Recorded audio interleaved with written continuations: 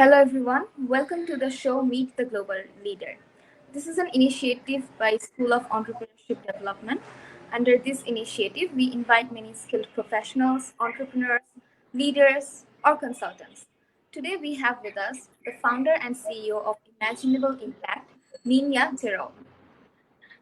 Hi, Adrita, and hello to everyone who's watching today. Hello from Manila. So I'm glad to be here virtually with you all. Thank you, Nina. It's a delight to have you with us today. So my first question to you is, um, those who are successful in the particular field they're working in, we always stay curious about them. So me and my viewers would love to know about yourself. So can you tell us a bit about yourself? All right. So, how much time do we have? No, I'm kidding. So, I have a bit of a very diverse background. So, I've been working for 24 years already. So, I think that's longer than some of you have been around. But it's been an interesting career that started out in communications and marketing. So, I've worked in a varied range of sectors. I started out in telco, and then I realized I didn't want to sell phones and I wanted to change the world, and I moved to a nonprofit. Until I realized that nonprofit work was great, but I needed to step up and support my family, as many of us sometimes have the burden of doing for our families. And I established a my own consulting firm at a very young age of 23 years old, and that was my first shot at entrepreneurship. And that went on for 5 years actually, until I had the very fortunate, position of being invited to join government. And I loved my time in government. I was in the Philippine Senate for 5 years, and I was communications head for two senators, which was an amazing job. Integrating what I love to do and public policy and public service. And then after 5 years, I went through a life transition, a major life change, and I had to go back to the private sector, and to kind of establish myself financially and all that. So back in the private sector, I worked in the renewable space sector, and then I got invited to head corporate affairs and be like a spokesperson for the biggest advertising agency in the country. And then from there, that's also when I realized I really wanted to dive into innovation. I did not want to be just a mouthpiece or a spokesperson or a communicator for companies, but I wanted to really help build solutions. And from then on, this was 2017, I dove into another new venture that I set up, and then I went into technology, and then now finally at Imaginable Impact, where I'm merging a lot of the things I'm passionate about. So, Imaginable Impact is really about co creating spaces for women to thrive and succeed. They intersect my passion for the technology sector. So, I also work with a lot of women startup founders and women venture capitalists and women investors, but also merging that with the love for storytelling and communication and community building, but also with my corporate consulting hat on, helping corporations find solutions to their inclusion and diversity needs in the private sector. So I've been through a wide range. I've also been a writer for many publications for most of my life. I also do a lot of public speaking. I also taught at university. So I've had students very much like yourselves or some members of the audience here. So I've worn many hats throughout my life, but at the core of it all, I'm always passionate about creating change, about being innovative, and about making an impact in society. So those are the different things that intersect about my career so far. Amazing. So you mentioned that you also taught in university. Mm-hmm. But in your university life, were you involved with any kind of volunteer activities? And Oh, very much so. Very much so. So I took a 4 year university course. In my first year, I was very active in a lot of the organizations.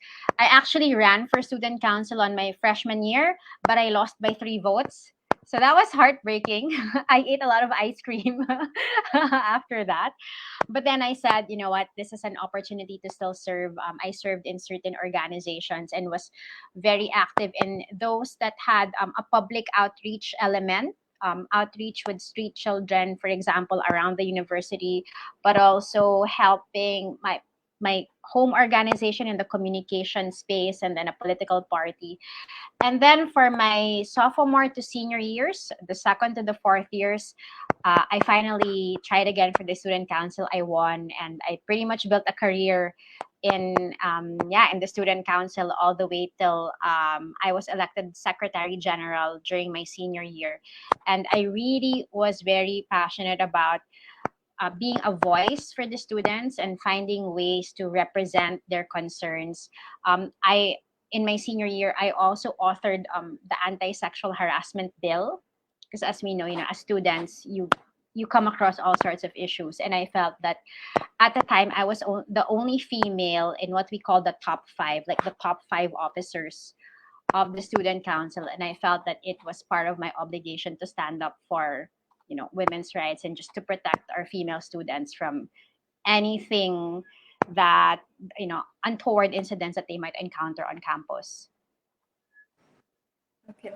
So do you think that have you developed any skills from these volunteer activities, and did it help you in your professional life later? Oh yeah, for sure. Because so alongside the student council, I was also very active in an organization that was helping out with the logistics of like our freshman orientation. So I learned a lot of project management skills for sure. How to do backstage work, for example, when you're setting up an event. I learned all the nitty gritty of what happens behind the scenes, how to organize different kinds of groups, all the way to, again, the logistics of it. What are the things that need to be set up for a particular event to succeed? And then from my student council experience, I really learned some of the more challenging aspects of leadership, right? It's about negotiation. It's a lot of our work also involved working with the school administration, for example, on our council was the first one that established a Magna Carta for students' rights. We were the first in the Philippines to do that. So it was also about negotiating with peers, negotiating with the school administration, finding out what mattered to people, prioritizing, and of course, we were students. We had to have good grades, and we had to graduate. So you learn a lot of things that are very practical. So in fact, I would think that I learned much more from my organizations than from some of the courses, to be very honest. I mean, there were a lot of practical skills that I continue to use to this very day, much more than any of the lessons I learned from the books. So now you are a founder of CEO of Imaginable Impact. So I'd love to know about the journey of that organization. Where did you Mm-hmm. start? Yeah, so we're actually very brand new. We're just 5 weeks old as you're watching this. So we had what we called our whisper launch. So if you know the concept of a soft launch, a whisper launch in my lingo is softer than a soft launch. So we had a whisper launch about 5 weeks ago to a community of women founders and VCs. But really, the journey, it took a while to get to this point. But Imaginable Impact is, in a way, an expression of my passion and my commitment for women empowerment. That's one. And then number two, it's realizing that although it's already 2023 and women are supposed to be more empowered, there still are many structural barriers to women thriving and succeeding in professional careers. In many parts of the world, including in my country, in the Philippines, there is still the gender pay gap. There's still a lot of prejudice around the women, especially once you decide to get married and have a family. Um, there really are psychological and gender barriers. People sometimes think that, oh, she's getting married, or she's having a child, or she's pregnant, or she has maternity leave. Then they think that you're less capable. I'm sure some of us could relate with that kind of prejudice. In the technology sector, for example, just a tiny fraction of female founders actually get investor funding. In as of last year, 2022, only 1.9% of female-led startups got venture funding. So most of it really went to the majority, right? You have a particular image of the kind of person who's a founder, and I bet you it's not female, and I bet you it's not Asian. So we still have a lot of barriers. So coming from all of the lived experience of being a female leader, trying to push barriers and trying to open doors for more women, my co-founder and I decided it's the right time. We're of the right age, more or less. We're in our mid early to mid 40s. We've built up a lot of experience. We're no newcomers. We have built a track record. We've built really good contacts. We've also built a reputation for doing good work. And we also know how to negotiate and speak to people of position and authority. So we felt, okay, this is the right time to do this. And again, it's very fresh, but we're grateful that we have the support of other female leaders in our community. We also have the support of male leaders in the community who are giving us the space to do what we do. And we're starting to gain the trust of clients who are coming to us with their leadership challenges, with their diversity, equity, and inclusion needs, that we can begin to address. So it's only at the beginning, but I'm very excited and I have very high hopes for this company. Best of luck. I Thank wish. you. So, can you tell us more about your experience working in the advertising industry and Mm-hmm. how it has informed your approach to brand building and storytelling? Oh, that's a great question. So yeah, actually, it was interesting because when I entered the advertising industry, I had the very unique role of representing the agency and being in corporate affairs and being the spokesperson of the agency. Not too many agencies have that role, and I was just very grateful that McCann World Group in the Philippines was the largest agency at the time and had such a position. So I came in at the point in my career where I was a bit senior enough. They gave me really a space to be able to um, help grow the brand. So to answer your question, um, I learned a lot from the advertising in terms of not just brand building per se, but really how to unearth and unlock consumer insights that in turn strengthen the brand or unlock your messaging for the brand.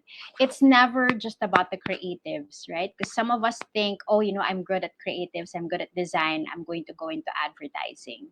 What was great about the McCann experience is that McCann World Group is very particular about strategy, and strategy is really born out of very keen insight. You have to be very good at observing, you have to be very good at listening to people, looking at the trends. So if some of you are familiar with design thinking, a lot of the advertising process is actually kind of rooted in design thinking. It's really empathizing with your customers and knowing their needs and their pain points, and then finding a unique brand positioning that supports that addresses that need. And then the creatives come in, but really at the heart of it all, brand building should be based on knowing your consumers really well, identifying what their pain points are, seeing how your brand can connect with that consumer at the level of their pain point. In Macan lingo, it's what's the role that the meaningful role that your brand plays in people's lives. Like, how does your brand actually make their lives better? Does it make them happier? Does it spark joy for them? Does it actually solve a problem? Does it bring families together? So that's where strategy and creatives come in. And I think that advertising experience was very valuable to me. It also came at a time in which the agency had a crisis, and I had to be the one managing that crisis and being the spokesperson and doing crisis management. So that also taught me a lot about leadership and professionalism and communicating during a crisis. So many valuable lessons from that experience.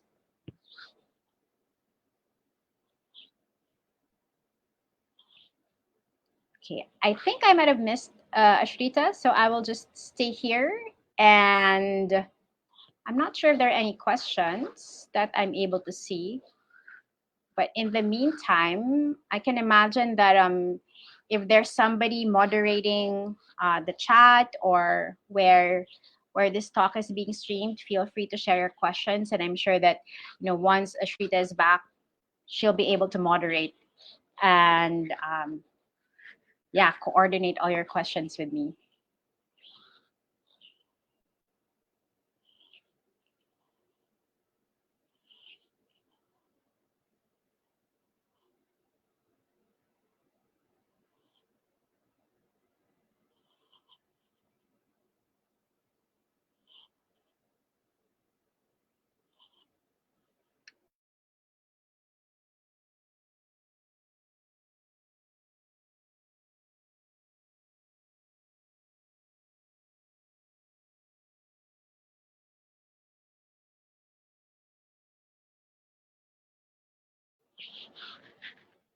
Okay, I'm just going to check on them. I'm just going to be, you will see me, you might see me typing on my phone, but I just need to check in that she's okay or that somebody else would be able to take over. Sorry, it's Adrita. I kept on mispronouncing her name. So we're just waiting for Adrita to be back.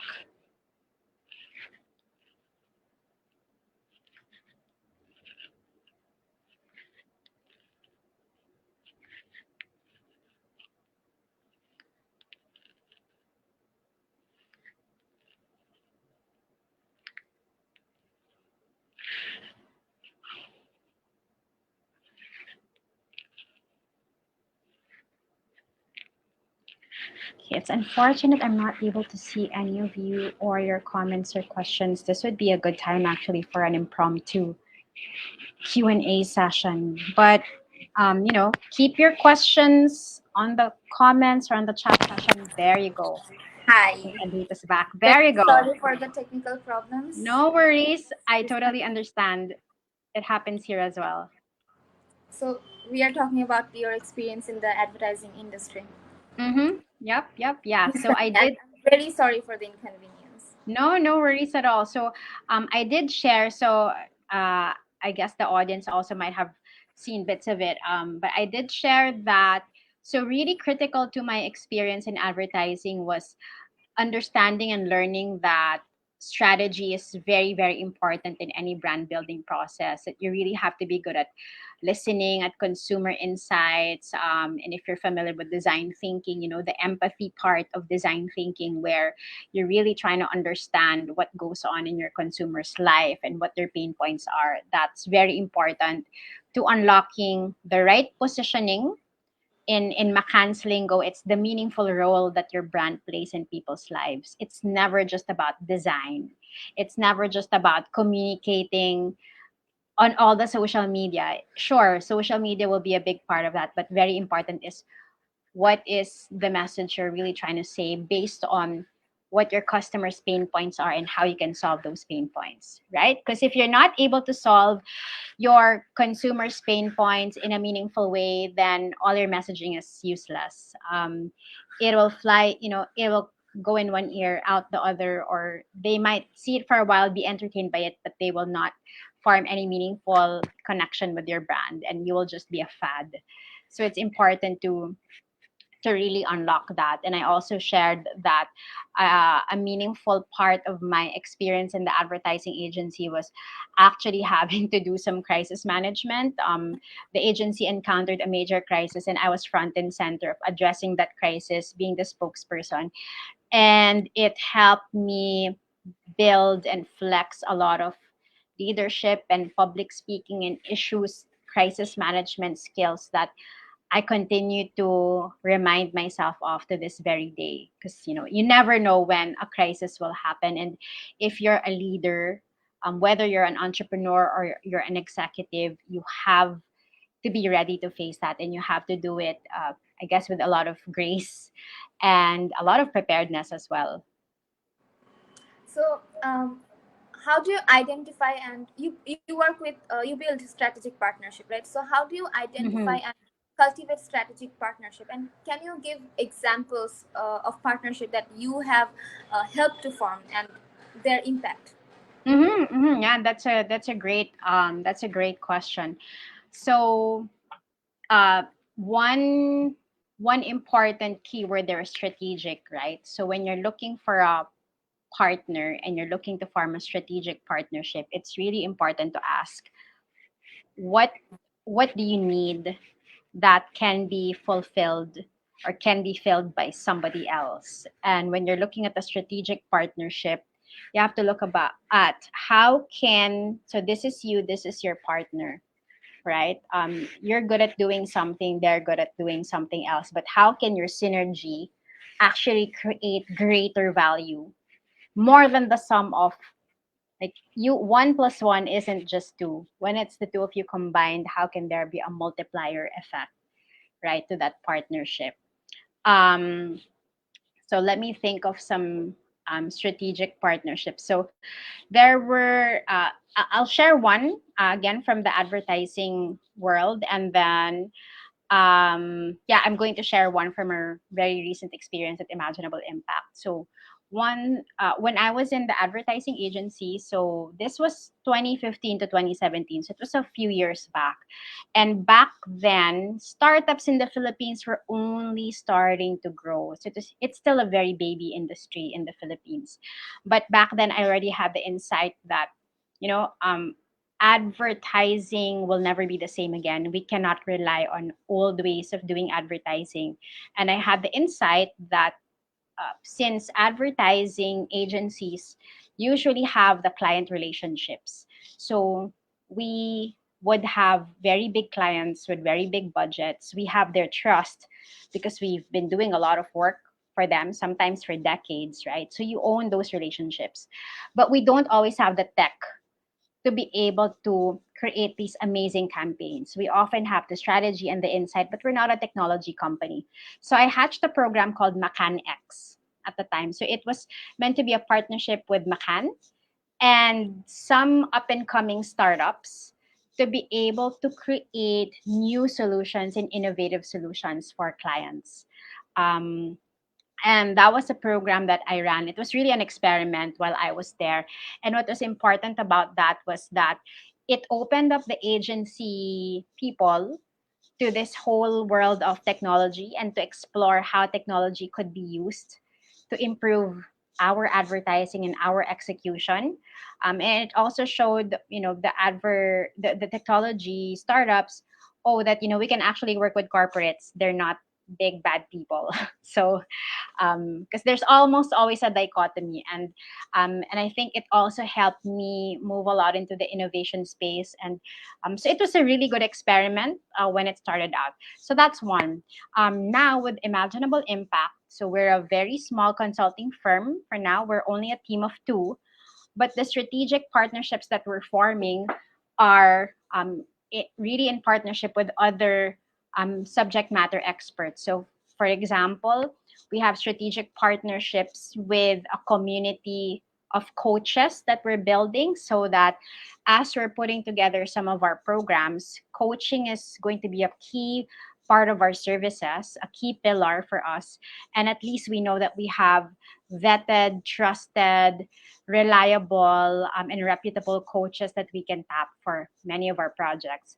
Other strategic partnerships are those that we're starting to form with media companies and venture capital firms.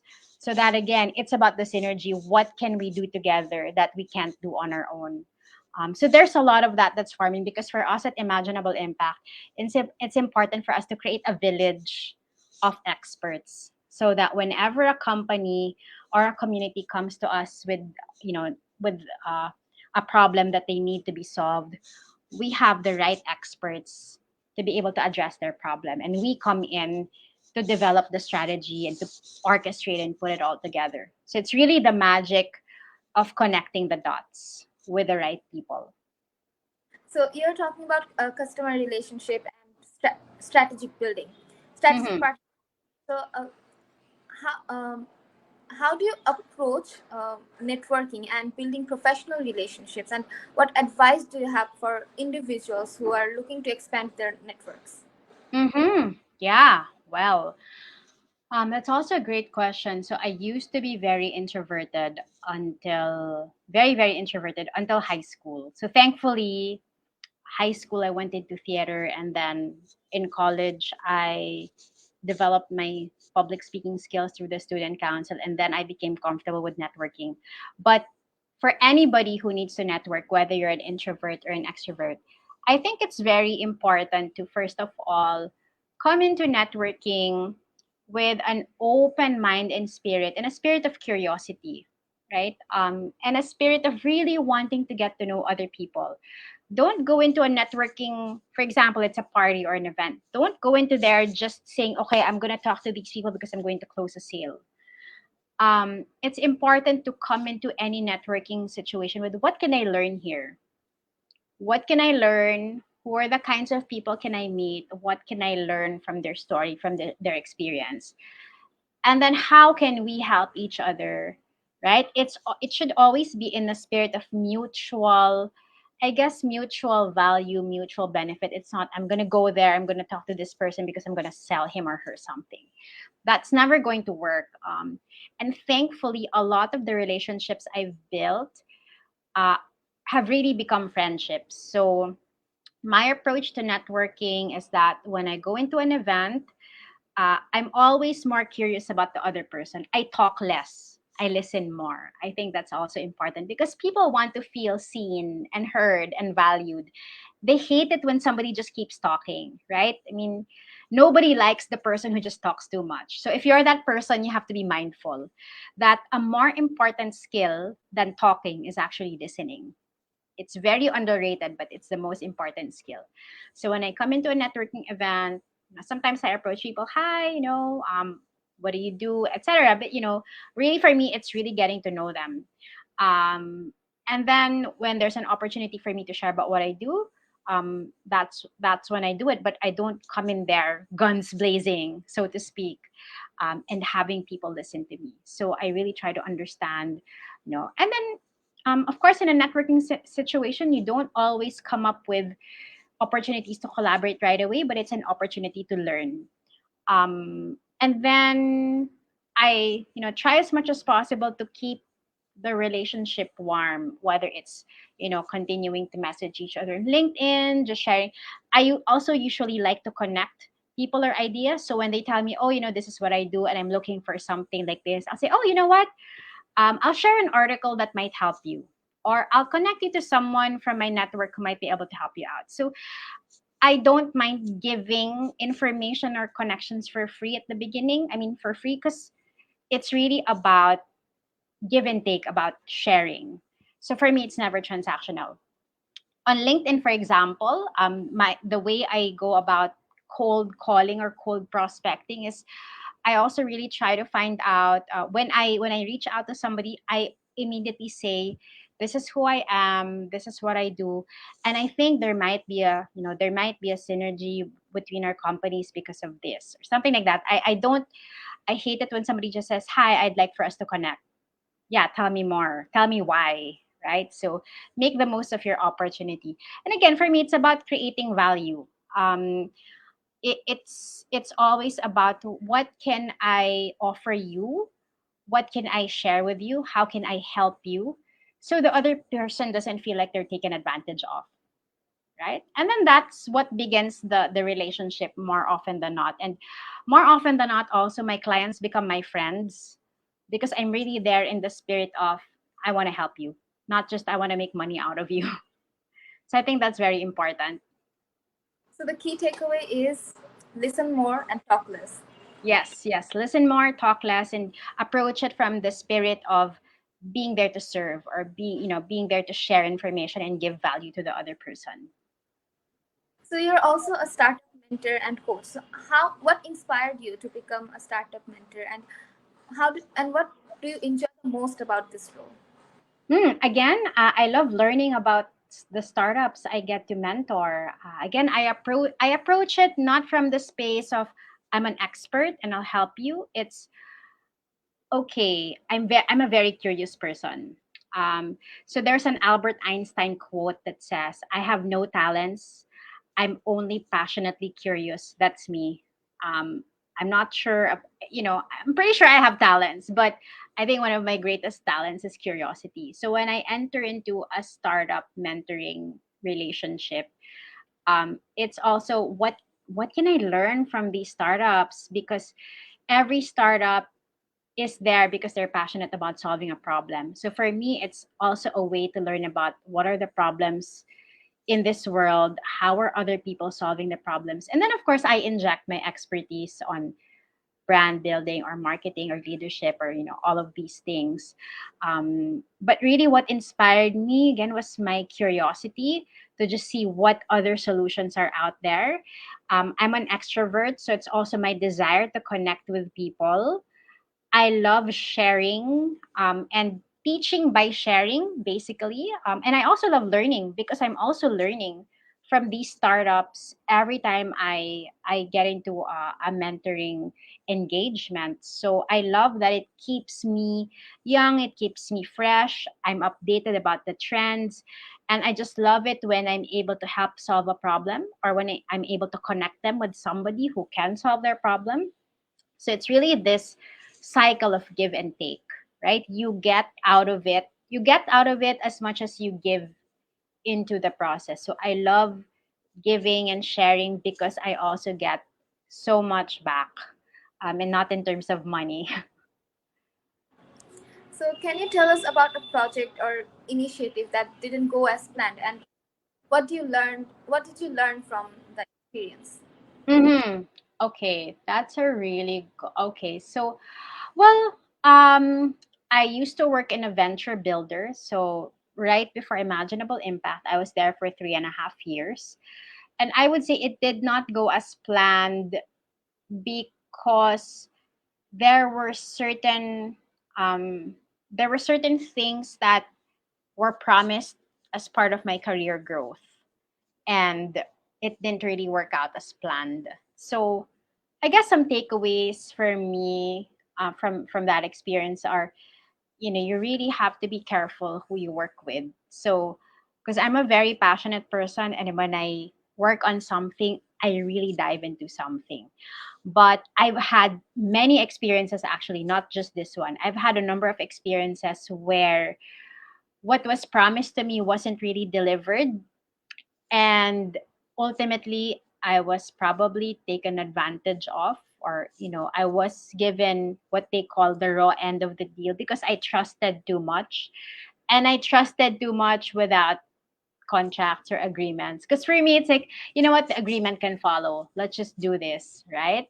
So it's made me more conscious about, you really have to protect yourself. You have to protect yourself through paperwork, legalities, etc. You also have to be careful about the people you work with and the initiatives you lend your credibility to. So, credibility and reputation, these are things we build up over the course of our careers and our lives.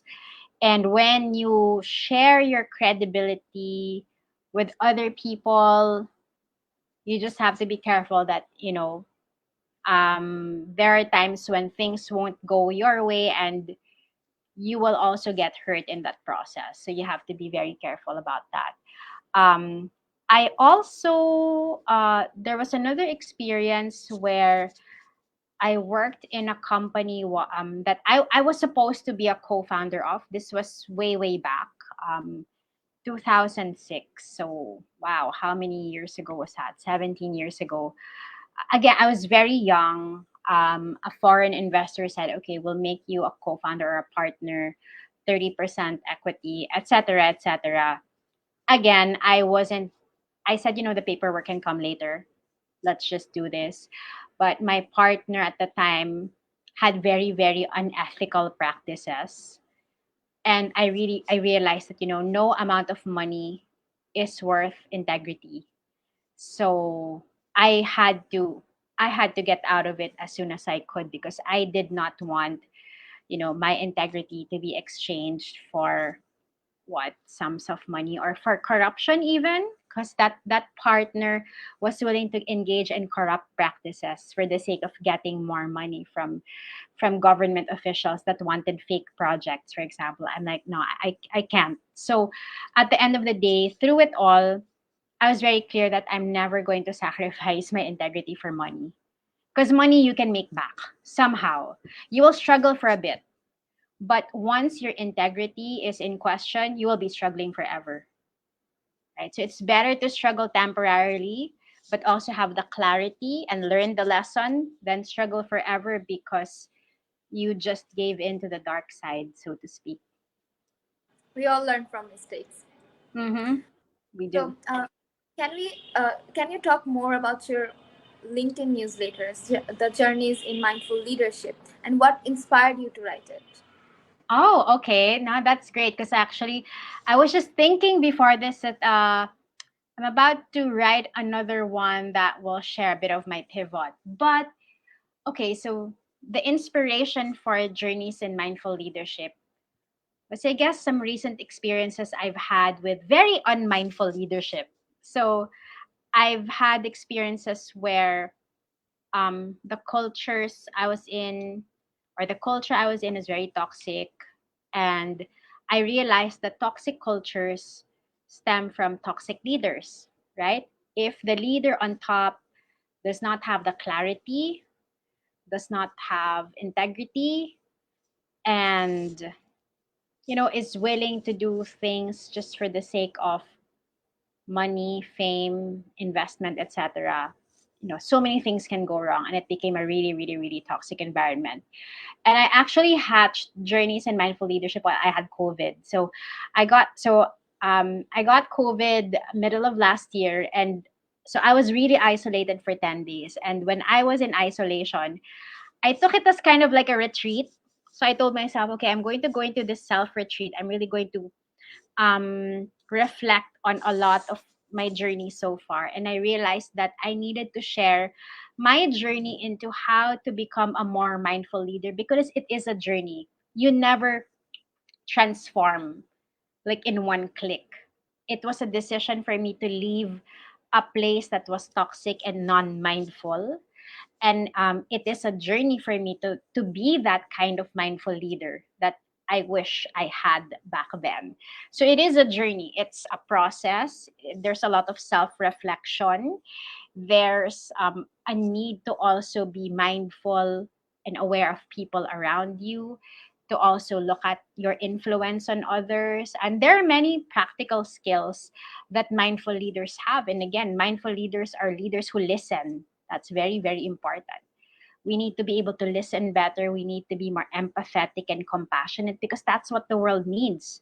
COVID taught us that we are so interconnected, right? What happens in Bangladesh is not isolated to Bangladesh, right? There might have been something happening there, and then there was a passenger that went to Manila, or vice versa, right?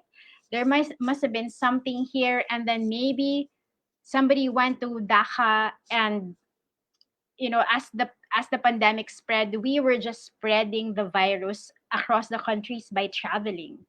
That's how interconnected we all are now. And we had to learn to be more mindful of the environment, mindful of each other, take care of all of our mental health. And that's really what inspired me to be able to talk more about this, so that other people can also be inspired to be more mindful, but also to know that it's a process. You will never be perfect. You will never get there right away. But I'm part of this journey. If you're going to journey with me, let's journey together. Let's learn together. It's really a learning process.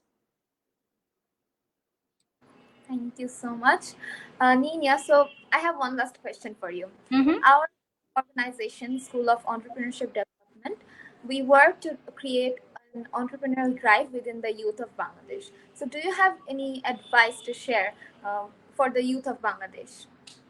Thank you. This is wonderful. So, you know what? You're doing wonderful, wonderful work, because I believe that entrepreneurship is the best way that we can grow our economies, really help our families and our communities, and be able to, I think entrepreneurship can really be a force for good if we're able to breed the right kind of entrepreneurs. So, in terms of tips, I suppose, so number one, entrepreneurship is about money, right? So, I think it's important that before you set out to become an entrepreneur, you have to ask yourself, why am I really doing this? What is my motivation for making money through entrepreneurship? Because I can make money in the private sector, I can make money working for someone else, but where is my drive coming from? And it would be better if your drive is not just, I want to make money for money's sake, I want to be rich. Sure, I mean, it's good to be rich because when you're rich, you have a lot of resources. But really think of why you're doing this. Are you doing this to help your family? In my case, that's how I started. Are you doing this to, solve a particular problem in your community, but make sure that you make money so that you're sustainable? So be clear about your intention, because it's very, very, very hard to be an entrepreneur. And you need a purpose that's strong and that can stand the test of time. So, number two, the second lesson is, I think money can really be a tool for good. So, when you enter into entrepreneurship, go into it with a mindset that I'm here to help as many people as possible. And therefore, the people I will help, the people I serve with my services or my products, will find value in what they do. They will come to me over and over again, and that's how I get repeat business. Don't come into it thinking, "Oh, I'm going to make a short, quick buck." Right? So I'm going to increase my prices so high, make money right now, and then that's it. Entrepreneurship is a long game. And if you really want to succeed and be sustainable, you have to come into it with, a greater good in mind. So for example, let's say you're selling, um what's a good thing to sell? Look, let's say you just set up a gadget company. You want to be able to sell gadgets. Don't just come into it and say, okay, I'm going to sell the latest gadgets, and then I'm going to put a huge profit because this particular model is really popular, so I can jack up the price and I'm going to make a lot of money. No, think of it in the long term. Think of it, for example, okay, what are the kinds of gadgets that people need, that families need, and also understand where your market is coming from. Is if your market are middle class families, then make sure your profit is just enough, right? But make sure also that you have, some exciting promotions or really good customer service, so they don't just buy one gadget from you. Maybe they start by buying a phone from you, but they like your customer service so much, when the kid needs a new laptop, so now it's a laptop aside from a phone. And then maybe they need a second phone for the household, or a tablet or something. So think in terms of long term, right? Think of providing really good service, really quality products and services, so that you keep your customers happy and they keep coming back. And that's what will bring you the money and the profitability and the sustainability. Never think of just cheating people out of something to make a quick buck. The other is, I think, it's important to come into entrepreneurship with what I. So I'll introduce two things: an abundance mindset, and what the author Simon Sinek calls an infinite game. Right? In business, there are no real winners or losers. But when you come into it with an abundance mindset, meaning you're not you're not here to compete with other people, you're not here to undercut the price so that your competitor loses. That's not gonna work. Ultimately, think of, everybody's here to be in business, to make money, but and make money because you want to support your family, you want to support communities. There's a lot of good that the money can do. So also come into it with the mindset of, maybe there are other entrepreneurs you can collaborate with. Come into it with a spirit of collaboration and not competition. Again, think of strategic partnerships, right? So that when you come into it with that kind of a framework, more of you will benefit, more of you will profit. You're actually creating an ecosystem of entrepreneurs that are supportive of each other, versus when it's a competition, I win, you all lose. But next time, somebody's gonna win and you lose. right? So that's not the right mindset. There are a lot of things I can share, but maybe those top three for now. Really know your purpose or your why for going into entrepreneurship. Um, Develop the relationships. Really come into it knowing that you want to give good services, good products, build the relationships with their customers. And three, think of the abundance mentality or the infinite game where you can collaborate with other fellow entrepreneurs and help each other so that you can create a healthy business ecosystem, for your country as well. Thank you so much, Nina, for your great advice. That's all from today. Thank you again Thank for taking you. time to join us today. It was great hearing about your experience and insights. Thank you so much, Adrita, and everyone. Have a good evening, good weekend ahead. And for the viewers, I hope you found this conversation as informative as I have. So that's all from today. See you next time. Take care.